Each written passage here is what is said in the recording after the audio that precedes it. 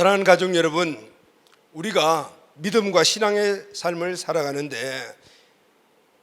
영원히 변함이 없는 하나의 공식이 있습니다. 그 공식은 바로 우리가 예배를 드린 만큼 믿어지고, 예배를 드린 만큼 우리의 삶이 변화된다는 것입니다. 아멘. 우리가 예배를 드린 만큼 우리의 더 크게 믿음의 사람이 되고, 예배를 드린 만큼 우리의 삶이 변화됩니다. 개인도, 우리 가정, 가족도, 그리고 심지어는 우리 모든 이 사회와 민족이 바로 우리 한 사람의 개인의 예배를 통해서 바뀌어지고 변화되는 것입니다. 유명한 영국 성공회의 신부이신 윌리엄 템플 신부님은 이런 이야기를 했습니다. 어느 시대이든지 신자의 수준을 능가한 예배를 드린 적이 없었고, 교회 예배 수준을 능가하여 세상이 변화된 적이 없었다, 이렇게 이야기를 했습니다. 어느 시대든지 막론하고 우리 성도 신앙의 수준을 능가하는 예배가 없었고, 그리고 교회 예배 수준을 능가하는 이 사회의 변화는 없었다는 것입니다. 다시 말하면 개인의 신앙의 수준이 바로 그가 드린 예배 수준이고, 그 시대의 수준은 그 시대 교회가 드린 예배의 수준이다라는 것입니다. 이 이상도 이하도 아니다, 그 말씀이죠. 그래서 여러분, 내가 지금 드리고 있는 이 예배의 수준이 곧 나의 믿음과 신앙의 수준이고, 그리고 내 삶의 수준이 되는 것입니다. 그리고 우리 교회가 드리는 이 예배의 수준은 우리 성도들의 예배의 수준이고, 성도들의 예배 수준은 바로 우리 교회의 예배의 수준이 되는 것입니다. 그래서 여러분, 예배가 살면 할렐루야, 모든 것이 살아납니다. 아멘. 예배가 죽으면 모든 것들이 침체되는 겁니다. 그래서 예배는 우리의 삶을 성하게도 하고 패하게도 하고, 우리의 삶을 행복하게도 만들고 불행하게도 만드는 요소가 바로 예배인 것입니다. 자, 여러분, 이렇게 제가 예배의 정의에 대해서 여러분들에게 말씀을 드렸습니다. 자, 나 자신이 한번 나 자신을 돌아볼 때 내 믿음이 가장 견고하고 흔들리지 않은 그런 시기가 언제인가, 이렇게 생각을 해보니까 바로 예배를 가장 잘 드렸던 때였습니다. 예배를 가장 잘 드렸던 때 매일 교회 가고 싶고, 매일 말씀 듣고 싶고, 그리고 매일 찬양하고 싶고, 예배가 막 정말 사랑스럽고 예배하고 싶고, 예배 시간이 기다려지고, 이런 시기가 바로 내 믿음이 가장 견고했고 흔들리지 않았던 시대였던 것을 회상이 되더라고요. 다시 말하게 되면 내가 예배를 얼마만한 횟수를 드렸냐, 내가 얼마만큼 많이 예배를 드냐에 따라서 내 믿음과 신앙의 모든 것들이 결정이 되는 것입니다. 신앙과 삶은 결국은 무엇으로 결정이 될까요? 예배로 결정이 되는 겁니다. 할렐루야. 그래서 여러분, 우리는 가장 중요한 것은 바로 예배를 잘 드릴 때 우리 삶이 역동적이 되고 질서가 잡혀지듯이 바로 오늘 이 예배 삶에 가장 우리가 중점을 두어야 하는 것입니다. 그래서 우리는 먼저 참 예배자가 되어야 합니다. 할렐루야. 왜냐하면 예배 모든 시작이 나에서부터 시작이 되기 때문에 내 자신이 먼저 참 예배자가 되는 겁니다. 그래서 내가 참 예배자가 될 때 내가 살고 내 환경이 살고 우리 교회가 살아나게 되는 줄로 믿습니다. 아멘. 근데 여러분, 우리가 예수님을 믿고 난 다음 첫 번째 한 일들은 예배 드리는 거잖아요. 기도하고 예배 드리는 것인데, 그런데 예배 드리는 것은 예수님을 믿는 사람들은, 교회 가는 사람들은 당연히 그냥 하는 것이다, 이렇게 하나의 어떤 의무적인 그런 생각을 갖고 예배를 드리는 경우가 많이 있습니다. 그러나 여러분, 오늘 먼저 서론에 여러분들에게 말씀드린 예배는 그 이상입니다. 예배는 우리의 삶 자체이며 우리 삶의 모든 것들이 예배에서 결정되기 때문에 단지 그냥 종교적인 하는 의식으로서 예배를 드리는 것이 아니라는 것이죠. 그래서 여러분, 오늘 우리는 이 예배가 너무너무 중요하다는 사실을 깨달아야 합니다. 그런데 여러분, 지금 오늘 우리가 살아가고 있는 이 현실에서 이렇게 가장 중요한 예배가 위기를 맞고 있습니다. 예배의 위기는 결국은 개인의 삶의 위기고, 그리고 또 교회의 위기고 사회의 위기잖아요. 그 예배의 위기는 우리가 정말 철저하게 이 문제성을 인식하면서 받아들여야 합니다. 그런데 여러분, 왜 지금이 예배의 위기입니까? 바로 이 코로나라는 이 문제 때문입니다. 코로나 때문에 예배의 본질이 무너지고 있습니다. 코로나 방역 때문에 공동체 예배를 한 달 정도 우리가 못 드리고 있지 않습니까? 대신 영상으로 예배를 드리고 있습니다. 국가의 위기 상황이다, 비상사태다, 우리가 같이 함께 인지하고 또 이런 부분들이 우리가 동참해야 될 부분이기 때문에 우리는 거기에 동의를 하고, 그리고 영상 예배로 전환을 했습니다. 영상 예배를 드린 지가 지금 약 9개월째가 접어들었습니다. 그런데 점점 이 영상 예배가 우리 예배의 본질의 자리, 그 원래의 자리에 서서히 자리를 잡아가고 있는 이런 모습을 봅니다. 여러분, 오늘 이 영상 예배가 바로 우리에게 있어서 바로 예배 위기라는 것입니다. 영상 예배의 코로나 9월째, 영상 예배가 코로나 9월째를 접어들면서 이제 처음에 우리가 영상 예배를 드릴 때 마음은 공동체로 모여서 드리는 예배와 똑같은 마음을 가지고 임했습니다. 옷도 똑바로 입고 아침에 일어나 온 가족이 모여서 경건한 마음으로, 그리고 공동체 교회 나와서 드리는 예배와 동일한 마음으로 예배를 드렸습니다. 그런데 여러분, 지금 가정에서 영상을 예배 드리는 분들 마음이 어떻습니까? 그리고 영상 예배 드리다가 오늘 또 예배팀 인원이 좀 증가되는 이런 일 때문에 좀 여러분들이 더 나왔잖아요. 여러분들 어떻습니까? 지난 주간에 잘 알고 있는 믿음이 신실하신 어떤 권사님과 통화를 했습니다. 우리 교회 분은 아니시고 자주 연락을 하시는 분이신데요, 이분은 정말 평생을 교회를 위하여, 가족을 위하여 기도하신 분이시거든요. 그런데 이번 주에, 지난주에 통화하면서 그런 말씀을 하셨어요. 목사님, 너무 답답합니다. 그렇죠, 요즘 다 그렇습니다. 근데 정말 너무 답답해요. 그 교회는 주일날 11시 영상예배를 한 번 드리고, 그리고 교회에 문을 닫고 성도님들 교회 오지 말라고 한답니다. 새벽에 없습니까? 그러니까 새벽 예배도 아예 없고 영상예배도 안 드린답니다. 기도하신 분이 얼마나 답답했겠습니까? 예배 드리신 것이 삶의 유일한 소망으로 살아가시는 분이신데 너무너무 답답하겠구나라는 생각을 했습니다. 영상예배는 잘 드리시죠? 그런데 목사님, 영상예배를 잘 드리지만은 지금 내가 제 자신을 바라볼 때 너무나 답답하고 내가 위기구나라는 생각을 갖습니다라고 말씀하시는 거예요. 왜 그러시는데요? 처음 영상 예배 드릴 때는 정말 나가서 예배 드리는 거 똑같은 마음을 가지고 준비하고 다 그렇게 예배 드리는데, 그 예배가 점점 길어지면서 이제 마음이 그러니까 난 태도도 이제 예전에 처음 예배 드리던 모습이 아니라는 겁니다. 옷도 이제 아무렇게나 입고 나와서 앉아, 그리고 찬양도 보게 되고 말씀도 그냥 듣게 되고, 그 말씀이 팍 찔려오는 그런 레마의 말씀이 아니 되더라는 것이죠. 답답합니다. 그런데 목사님, 그보다 더 답답한 일이 하나 있습니다. 권사님, 어떤 일인데요? 이런 안락하게 예배드리고, 그리고 예배의 중요성이 점점 희박게 되는 이 예배의 모습들이 점점 내가 석관화된다는 것이죠.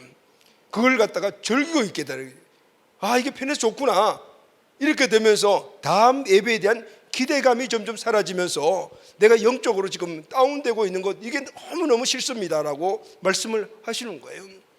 사랑하는 가족 여러분, 우리 공동체 가족들 여러분들은 어떻습니까? 영상 예배만 계속 드리면서 지금 공동체 예배를 못 드리는 가족들이 우리가 많습니다. 애기들도 있고 또 연세가 많으신 분들, 교회 나와서 예배 드리는 것 이렇게 조금 자제해달라고 제가 이렇게 부탁을 드렸어요. 그런데 여러분 어떻습니까? 우리의 그 초심들이 지금도 지켜지고 있습니까? 대부분 잘 지키고 있을 거라고 생각을 합니다. 그러나 그렇지 못한 경우들이 너무너무 많다. 가장 중요한 것은 예배에 대한 기대감이 점점 없어지는 것, 이것이 바로 오늘 우리 이 현실적인 삶 속에서 우리 성도들의 예배의 위기인 것입니다. 자, 여러분, 왜 이런 일들이 일어납니까? 그것은 현실적으로 우리가 드리는 이 영성 예배가 본질적인 예배가 아니기 때문입니다. 여러분, 예배의 본질이 무엇입니까?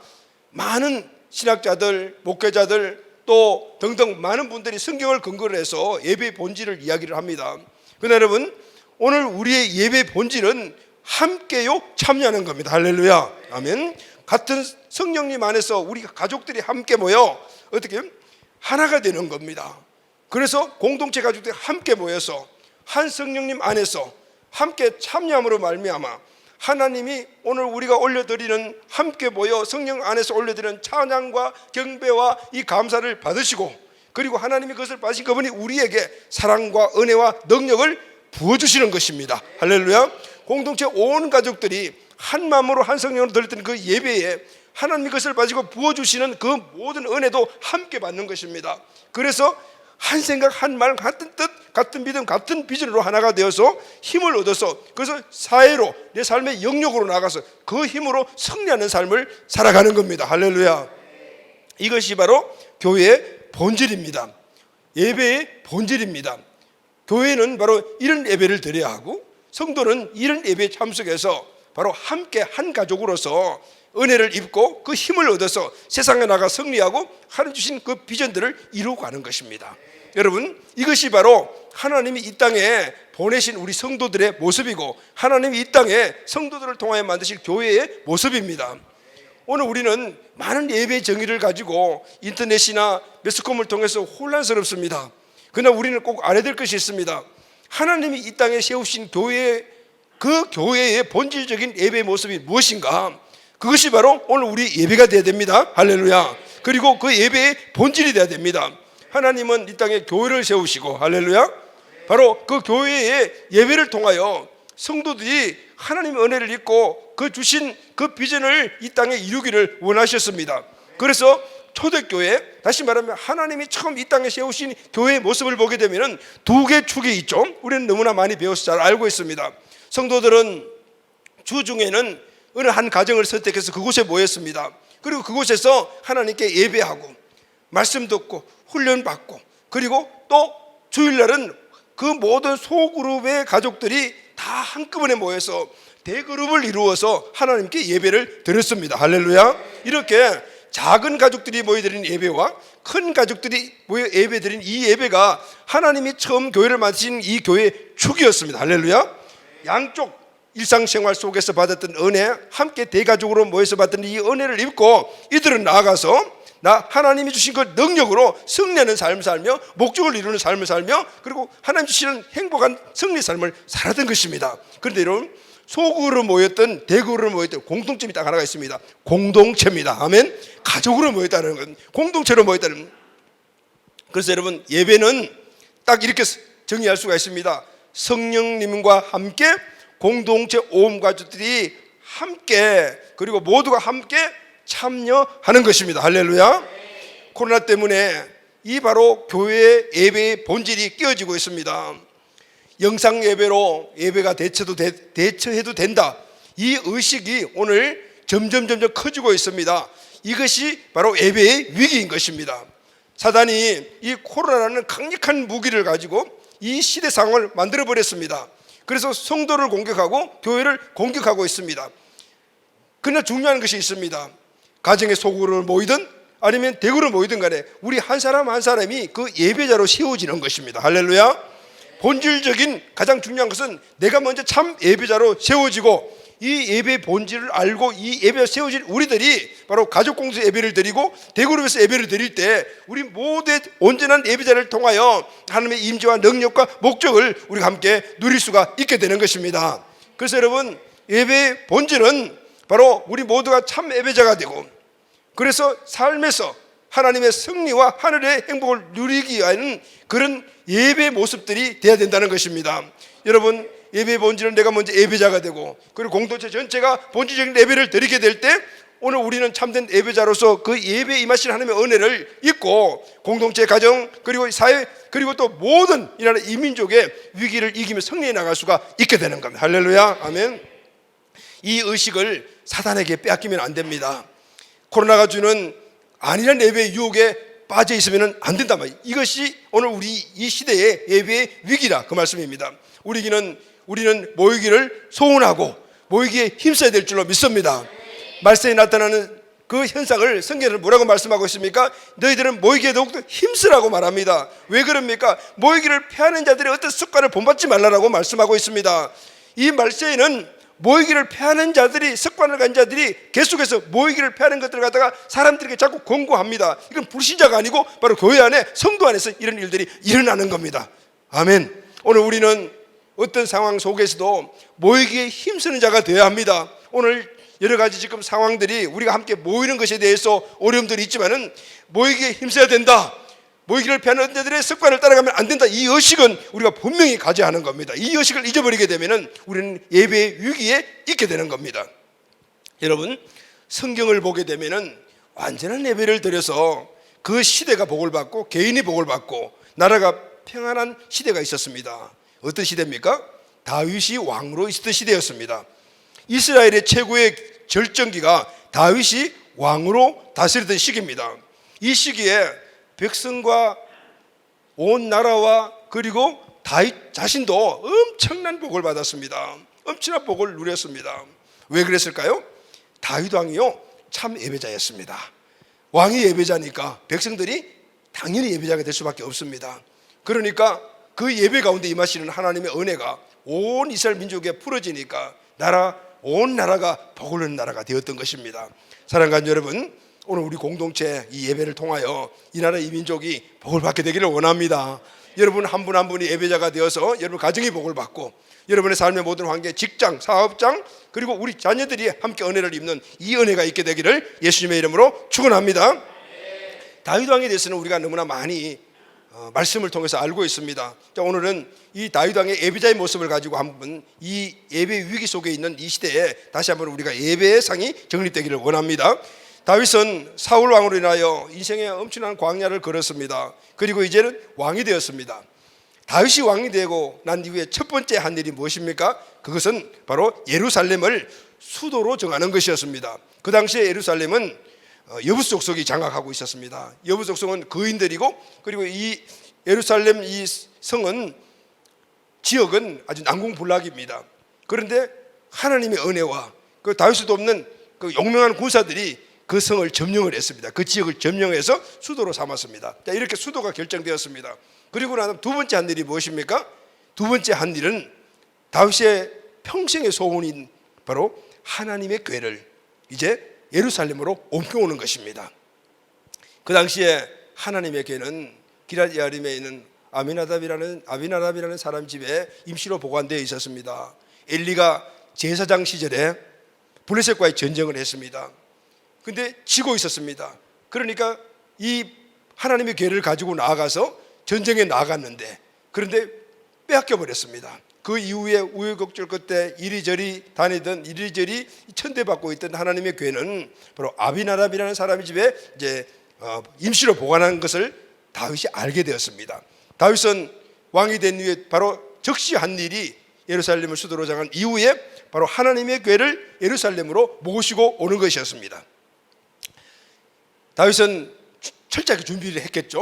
그리고 그것을 실천합니다. 그런데 이 법궤 하나님의 궤를 운반하는 도중에 큰 사건이 하나 일어납니다. 그 사건이 무엇입니까? 그것은 아비나답의 아들이 두 명 있었습니다. 우사와 아요라는 아들이 있었는데 그 중에 이 운반 중에 그 아들 우사가 죽게 되는 이런 사건이 일어났습니다. 자, 여러분, 하나님의 궤가 무엇입니까? 자, 우리가 하나님의 궤 많이 배웠는데 오늘 잠깐만 한번 우리 보도록 하겠습니다. 그림 보여주세요. 자, 하나님의 궤는 여기 나와 있는 이 보시죠. 이 그림이 하나님의 궤 전체를 보여주는 것입니다.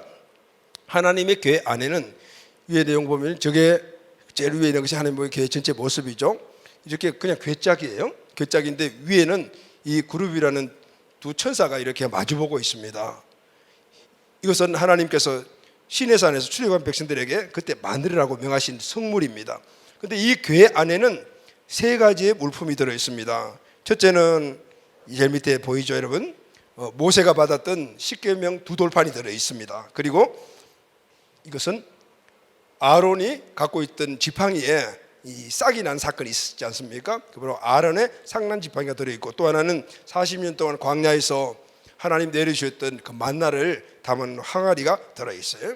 또 하나는 이 언약궤의 뚜껑이 바로 이거거든요. 여기 보면은 두 천사가 마주보고 있잖아요. 이 뚜껑이에요. 뚜껑. 이 뚜껑을 바로 시은자라고 이야기를 해요. 자, 근데 여러분 이렇게 다음 넘겨주라. 이렇게 이 언약궤 안에는 바로 세 가지의 물품이 들어 있고 그리고 또 하나는 속죄소의 이 뚜껑이 있잖아요. 이 네 가지가 무엇을 의미하는가 하면은 바로 하나님의 속성을 의미합니다. 하나님만이 갖고 있는, 다시 말하면 하나님이 어떤 분인가, 하나님의 신성을 이야기를 하는 거예요. 이 네 가지는 인간이 공유할 수가 없습니다. 하나님만이 갖고 있는 성품이다, 이렇게 이야기하죠. 그러면은 십계명 두 돌판은 말씀하시는 하나님, 할렐루야, 아멘. 아론의 이 쌍난 지팡이는 구원하시는 하나님, 아멘. 만나 담은 항아리는 공급해 주시는 하나님, 그리고 이 뚜껑 속죄소는 바로 용서하시는 하나님, 바로 이거죠.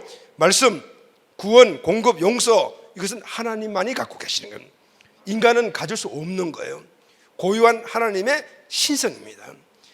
법궤는 단지, 이 언약궤는 단지 궤가 아니에요. 이 세 가지 물품을 담는 것이 아니고 바로 이 네 가지의 의미를 갖고 있는 거예요. 하나님만이 갖고 계시는 바로 성품을 이야기를 하는 거예요. 중요한 것은 하나님께서 이 바로 법궤에서, 법궤 앞에서 만나주시겠다고 이야기를 했어요. 그래서 여러분, 하나님에게는 단순한 궤 상자가 아니고 바로 하나님의 속성을 보여주는 하나님 자신이다라는 자신. 그러니까 하나님의 궤가 있는 곳은 하나님의 임재하는 곳이고 바로 하나님이 그곳에 계신다는 거. 할렐루야 하면 하나님이신 거예요. 그런 영적 의미를 듣네요. 영적 의미가 있는. 그러니까 다윗이 왜 이 법궤를 아직까지 강요를 임명하기도 전에, 정부가 구성되기도 전에, 궁전이 지어지기도 전에, 군대를 창실하기도 전에 왜 제일 먼저 가져오려고 했겠어요? 그것은 바로 이 언약궤 이 자체가 바로 하나님의 임재, 하나님이시기 때문에. 할렐루야. 그래서 그 하나님을 모시고 오려고 했다면 어디로? 예루살렘으로. 아멘. 예루살렘으로 모시고 오려고 했다. 이 말씀의 의미는요, 다윗이 어떤 사람인가? 다윗은 왕도 아니고 목동도 아니고 쫓겨다닌 사람도 아니고 하나님 앞에 평생 예배를 드리고자 원하는 예배자였다라는 것을 말씀해 주고 있습니다. 그리고 그 예배의 중요성을 알고 있었기 때문에 왕이 된, 하나님이 왜 나를 왕으로 세웠을까? 이스라엘 백성들을 예배자로 세우라는 것이구나. 이것이 바로 다윗의 우선순위였고 비전이었고 사명이었다는 겁니다. 왜 그랬어요? 다윗이 예배자였기 때문에. 여러분, 이런 다윗을 하나님이 축복하지 않을 수가 있겠습니까? 축복할 수밖에 없습니다. 사랑하는 건 여러분, 오늘 우리 공동체 가족들이 다윗처럼 예배자가 됩시다. 할렐루야. 그러면은 자동적으로 개인, 가정, 교회 시대가 살아납니다. 아멘. 하나님의 복을 누리게 됩니다. 아멘. 예배가 있는 이 시대에 참 예배자, 참 예배를 드리는 우리 성도님들, 우리 교회 공동체 가족들, 우리 교회가 꼭 되기를 주의 이름으로 축원합니다. 오늘 본문에 보게 되면 이 법궤 앞에, 언약궤 앞에, 하나님 앞에 선 예배자의 모습을 갖고 있는 사람들이 세 사람이 나옵니다. 오늘 절 보면 4명인데 미갈은 오늘 시간이 없어서 제가 좀 뺐고요. 세 사람에 대해서 간단하게 우리가 한번 생각하면서 오늘 다시 한번 예배의 위기를 맞고 이 시대에 우리가 어떻게 예배를 드려야 되고 예배의 본질이 무엇인가를 다시 한번 깨닫는 귀한 시간이 되기를 주님의 이름으로 축복합니다. 자, 첫째 나온 사람이 우사, 두 번째는 오베데돔이라는 사람이 나옵니다. 세 번째는 다윗이죠. 자, 먼저 우사라는 사람인데 이 우사는 아비나답의 아들이죠. 아비나답의 아들이 우사와 아요가 두 사람이 있대. 자, 그런데 중요한 것은 이 우사는 하나님과 관계에서 이 언약궤를 운반하다가 죽었다라는 거, 죽었다. 자, 본문 사무엘하 6장 3절을 우리 다 같이 한번 읽어보도록 합시다. 시작. 그들이 하나님의 궤를 새 수레에 싣고 산에 있는 아비나답의 집에서 나오는데 아비나답의 아들 우사와 아요가 그 새 수레를 보니라 그랬죠. 자, 아비나답의 아들 우사와 아요가 이 언약궤를 이제 다윗이 옮기라 했으니까 그때 이 수레를 몰면서 도왔다 이 말씀입니다. 그리고 사무엘하 6장 6절 다 같이 한번 읽읍시다. 시작. 그들이 나곤의 타작 마당에 이르러서는 소들이 띠므로 우사가 손을 들어 하나님의 궤를 붙들었더니, 자, 운반하는 도중에 나곤의 타작 마당이라는 곳에 이르렀는데 몰고 가던 이 언약궤를 싣고 가던 이 소가 펄쩍 뛰었어요. 그러니까 언약궤가 뚝 떨어지려고 했어요. 그러니까 우사가 언약궤가 떨어지니까 손으로 받쳤겠죠. 붙들었다. 자, 7절 말씀 다 같이 또 한번 읽읍시다. 시작. 여호와 하나님이 우사가 잘못함으로 말미암아 진노하사 그를 그곳에서 치시니 그가 거기 하나님의 궤에서 죽으니라. 야, 여러분, 이해할 수 없는 일이 일어났습니다. 하나님의 궤를 소가 끄는 수레를 싣고 운반 중에 소가 뛰었어요. 궤가 떨어지게 되었어요. 우사가 손으로 그걸 떨어지지 못하도록 붙잡았어요. 그런데 하나님은 그 순간에 진노하셨어요. 그리고 우사를 치셔서 그 자리에서 죽게 하셨다고 말입니다. 여러분, 이 사실이 이해가 되십니까? 저도 처음 어릴 때 이 말씀을 처음 접했을 때, 그때 청소년 시절인가 그랬던 것 같습니다. 이해가 안 되는 거예요. 왜 이해가 안 됩니까? 혹시 여러분들 가운데도 이해가 안 되시는 분들이 계실지도 모르겠습니다. 왜냐하면 하나님은 선하시다. 우리가 배운 하나님 선하시다. 그리고 항상 은혜를 베풀어 주시고, 그리고 노하기를 더디하시는 분이시다. 그리고 공중에 새 한 마리도 아끼시고 들풀 하나까지도 사랑하시는 분이 하나님이시라시는데, 지금 그것도 하나님의 교회를 운반하다가 하나님과 땅에 떨어지려고 하니까 그것을 떨어지지 못하도록 받쳐주는데 상 주셔야지 어떻게 그것을 치셔서 그 자리에 죽게 하시는가. 이 본문 말씀에 대해서 오랫동안 신학자들, 목회자들, 그리고 또 성경 주석가들이 하나님의 뜻이 무엇인가, 답이 무엇인가를 연구를 하고 그리고 또 깨달은 것들이 있습니다. 첫째, 성경이 주는 답은 바로 이겁니다. 오늘 우사가 죽게 된 것은 법궤를 운반하는 방법을 어겼기 때문이다. 성경이 주는 답입니다. 자, 레위기에 보게 되면요, 하나님께서 하나님의 궤를 운반할 때는 사람의 손으로 만지면 안 된다. 그리고 궤에 부착된 고리에 막대기를 끼워서 어깨에 메고 운반하라라고 말했습니다. 사진 한번 볼래요? 자, 이렇게 언약궤를 운반할 때는 하나, 둘, 저쪽에서 네 군데 고리를 만들어 가지고 이렇게 긴 막대기를 끼워서 레위인이 항상 어깨에 메고 운반하라고 말씀하신 거예요. 그러니까 언약궤는 운반하라는 하나님의 그 말씀은 저렇게 메고 운반하는 거예요. 메고 운반하는데, 근데 여러분, 아미나답은 어떻게 운반했어요? 자, 그림 하나 보이세요? 이렇게 운반했어요. 메고 운반해야 되는데 이 소에 수레를 만들어 가지고 이렇게 얹어 가지고 수레에 얹어서 운반을 했다고 말해요. 그런데 여러분, 중요한 것은 오늘 아미나답이 이런 비극을 맞게 된 것은 바로 이 수레를 운반하는 이 방법이 잘못된 거잖아요. 그런데 여러분, 아미나답은 모르고 그렇게 할 수도 있었어요. 그런데 이들은 어떻게 했냐면, 이 성물을 수레 싣고 이렇게 운반하는 방법은 그 당시에 블레셋 사람들이 자기들의 신전에서 그 신들의 성물을 운반할 때 사용하던 방법이었어요. 지금 이 사실 이전에 하나님께서 블레셋 지방에 있던 이 법궤를 이스라엘로 한번 먼저 옮겨주신 적이 있어요. 그때 블레셋 사람들이 자기 신전에 이 법궤를 보관하니까 신전에 그 나곤 신이 목이 떨어지고 막 이런 문제가 막 생기고 독충이 일어나는 이 사건이 막 일어나니까 아이고 안 되겠다, 보내라 해서 이스라엘로 보내버린 거예요. 유다로 보냈는데, 그때 보낼 때 이렇게 보낸 거예요. 그러니까 수레에 이 법궤를 실어서 나르는 방법은 하나님이 말씀하신 것이 아닌 바로 이방인 블레셋의 바로 그들의 습관이었다, 그들의 문화였다는 것이죠. 출애굽기 25장 13절에서 15절 말씀을 우리 같이 한번 읽도록 합시다. 시작. 조각목으로 채를 만들어 금으로 사고 그 채를 귀 양쪽 고리에 꿰어서 궤를 매게 하며 채를 궤의 꼬리에 꿰는 대로 두고 빼내지 말라. 아까 그림에 막대기 있잖아요. 그대로 놔두라. 지성소 안에 그대로 놔두는 거였어요. 우사는 바로 이 하나님의 말씀을 따르지 않았고, 다시 말하면 자기 편리한 방법대로 생각하고 실천에 옮겨버린 것입니다. 우사가 아버지 아비나답의 그 운반을 도와가지고 그리고 함께 동역한 것은 너무나 잘한 일입니다. 칭찬받을 일입니다. 그런데 열심히 했지만은 그러나 하나님의 말씀대로 하지 않았다는 겁니다. 여러분, 오늘 우리가 여기서 하나 깨달을 것이 있습니다. 이 하나님에게 손을 대었습니다. 이 하나님에게 손을 댄다는 것은 바로 하나님에게 손을 대었다라는 것입니다. 여러분, 법궤가 어떤 의미라고 했습니까? 하나님 자신이다, 하나님의 임재다, 하나님 자신을 나타내는 것이기 때문에 오늘 이 법궤를 만졌다는 것은, 법궤에 손을 댔다는 것은 바로 하나님의 그 성품, 하나님 안에 갖고 계시는 그 신적 권위에 바로 인간이, 피조물이 도전했다라는 건 굉장히 중요한 의미예요. 물론 알고 한 일은 아니에요. 우사는 열심을 했지만은 그러나 알지 못해 지식이 없어서 죽었다 그 말이에요. 몰랐다고 여러분 다 용납되는 것만이 아니다는 사실을 우리가 알아야 돼요. 하나님의 그 어떤 범주 안에서는 용납되는 것이 있지만 용납이 안 되는 것이 있습니다.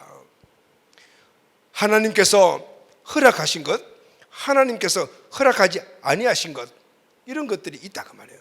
하나님이 허락하지 않는 것에서 인간이 근접하고 거기에 손을 대면은 바로 하나님의 절대적인 신적 권위에 도전하는 결과가 있게 되는 거예요. 여러분 한번 생각해 보시죠. 만약에 이때 하나님께서 이 아비나답, 우사와 아요가 술에 싣고 이방인의 방법대로 그렇게 법궤를 옮겼습니다. 그러면은 그 다음부터는 사람들이 법궤를 옮길 때 어떻게 했을까요? 술에 실어서 옮기겠죠.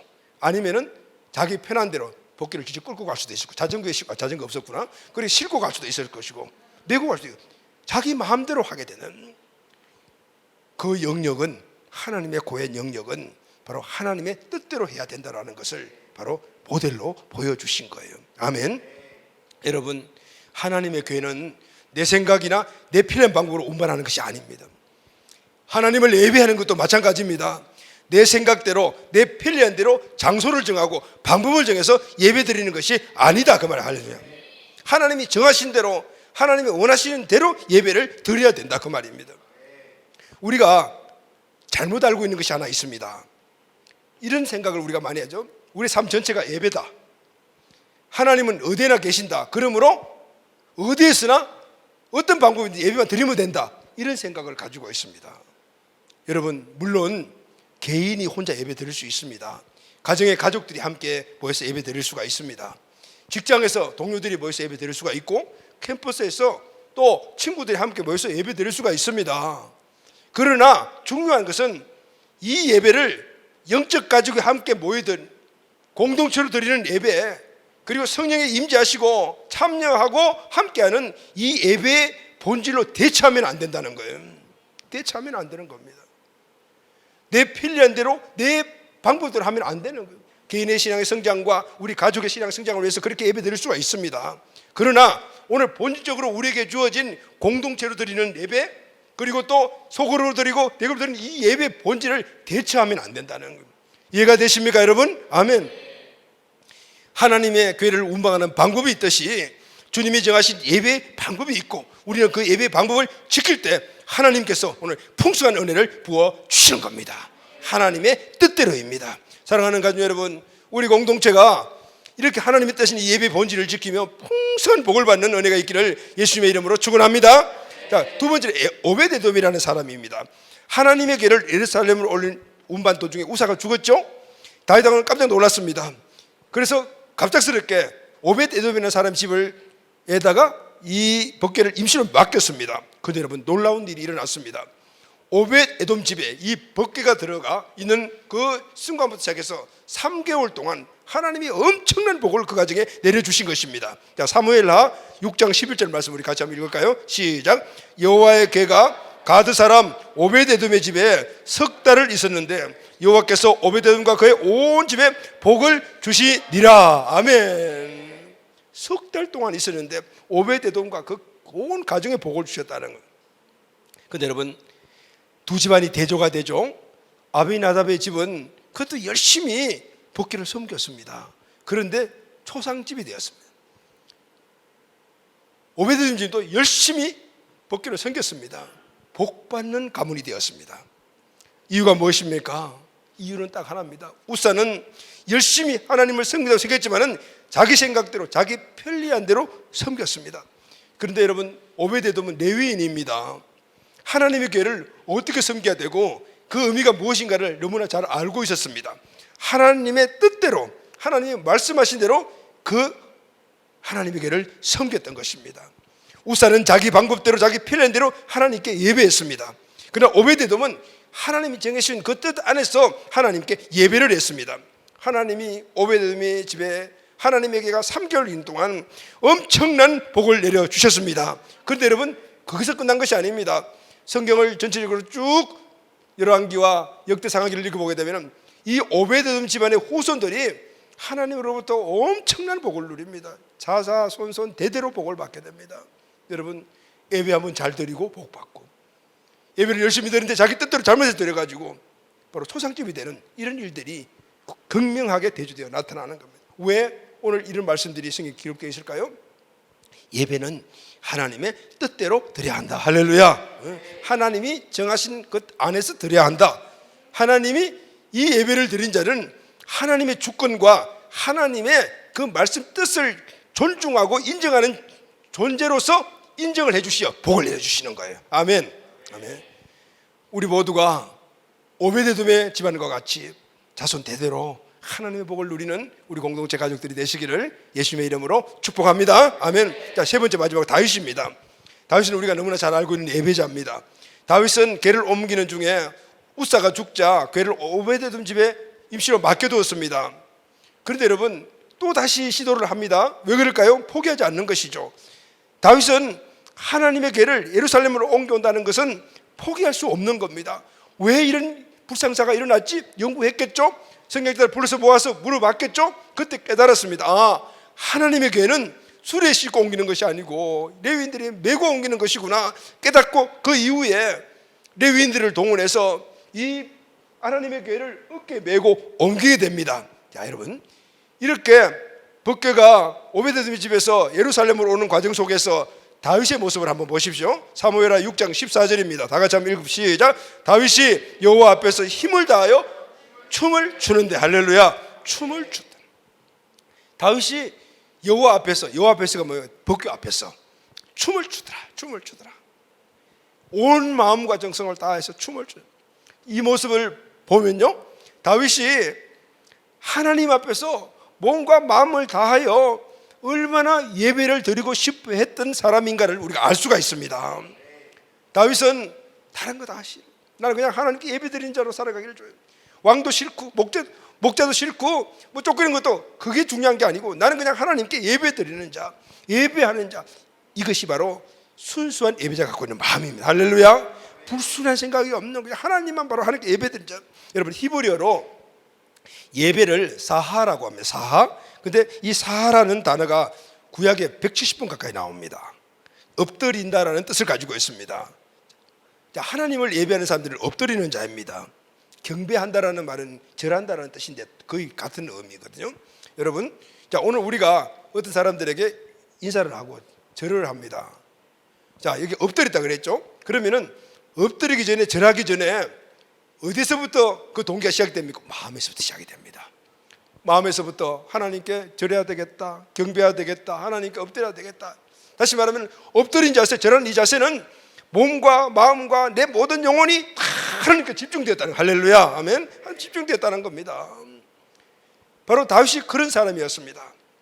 여러분, 유대인들이 예배를 드리는데 거의 빠지지 않는 것이 하나 있습니다. 그것은 바로 춤입니다. 여러분, 유대인들은 예배 때 막 춤을 추는. 그런데 여러분, 우리는 예배에서 춤을 잘 추지 않잖아요. 거의 춤추는 분위기가 아니고 우리는 은혜 받으면 우는 분위기로 가는데, 그런데 유대인들은 그 특성이 이렇게 막 좀 우리랑 기질이 다른 면도 있겠죠. 그런데 그런 면들이 아닌 거예요. 여러분, 춤이 언제 나오게, 우리가 언제 어깨 덩실하고 춤을 추게 됩니까? 감정이 최고조에 달했을 때 나오는 행위가 바로 춤입니다. 우리 몸과 마음과 영혼이 기쁨으로 가득 차게 되면은 자연적으로 춤이 나오게 돼요. 여러분, 예배의 이 모습들이, 다윗이 이 모습을 갖고 있어요. 성령께서 예배하는 자들에게 임하시면 하나님의 은혜가 깨달아집니다. 그 사랑이 느껴집니다. 이때 가만히 있지 못하죠. 마음에 그 동기가 됐으니까 일어나게 되고 손을 들게 되고 춤을 추게 되고 감사의 영광을 소리질러서 하나님께 올려드리게 되는 것입니다. 그런데 이것을 혼자 하는 것이 아니고 그 예배에 모여 함께 예배드리는 공동체, 가족들, 같은 비전을 하나 모인 자들이 함께 드리실 때 그 안에서 은혜는 갑줄로 임하게 되고, 할렐루야, 끈끈한 가족애가 만들어지게 되며 친가족 이상의 가족이 거기서 이루어지는 거예요. 그래서 힘을 얻어가지고 나아가서 하나님의 영광스러운 자녀의 삶을 살아가게 되는 것입니다. 아멘. 다윗은 이 기쁨을, 이 예배의 기쁨을 매일매일 누리고 싶어 했습니다. 그렇게 살고 싶었습니다. 거짓말 아니잖아요. 성경에 나와 있습니다. 시편 27편 4절 말씀을 우리 같이 보도록 합시다. 시작. 내가 여호와께 바라는 한 가지 일, 그것을 구하리니. 자, 다윗이 딱 하나님께 한 가지만 구해요. 여러 가지 아니고 나는 하나님께 구하는 게 딱 한 가지밖에 없습니다. 그것이 무엇이냐면은 그것을 구하리니. 시작. 곧 내가 내 평생에 여호와의 집에 살면서 여호와의 아름다움을 바라보며 그 성전에서 사모하는 것이라. 딱 한마디로 무슨 말입니까? 나는 왕도 싫고 목자도 싫고 다 싫어. 딱 여호와의 전 앞에서, 하나님 앞에서, 성전에서 하나님께 예배하고 평생을 살고 싶다. 아멘. 그래서 다윗은 하나님의 궤를 예루살렘에 그렇게 가져오려고 했던 거예요. 그 앞에서 예배하고 싶었어요. 그래서 궤가 옮겨지자 먼저 장막을 만들었죠. 그리고 거기에 이 하나님의 궤를 안장하고, 그리고 성경 전체를 보게 되면은 레위 지파 사람들을 세워 찬양팀을 구성을 합니다. 24시간 동안 계속해서 이 여호와 하나님 궤 앞에서 찬양하고 기도하는 바로 다윗의 장막이 그렇게 만들어진 거예요. 할렐루야, 아멘. 다윗의 소원이 이루어졌습니다. 하나님이 다윗과 이스라엘 나라에게 복을 주셨습니다. 수많은 하나님의 은혜가 있는데 내가 두 가지만 찾아봤습니다. 사무엘하 8장 6절 하반절 다 같이 시작. 다윗이 어디로 가든지 여호와께서 이기게 하시니라. 아멘. 다윗에게 주신 축복입니다. 거기서 끝나지 않았습니다. 다윗의 백성들, 하나님의 백성들, 이스라엘 백성들에게 역대상 12장 40절 다 같이 시작. 이스라엘 가운데에 기쁨이 있음이었더라. 할렐루야, 아멘. 여러분, 이스라엘 백성의 기쁨이 누구의 기쁨일까요? 하나님 아버지의 기쁨입니다.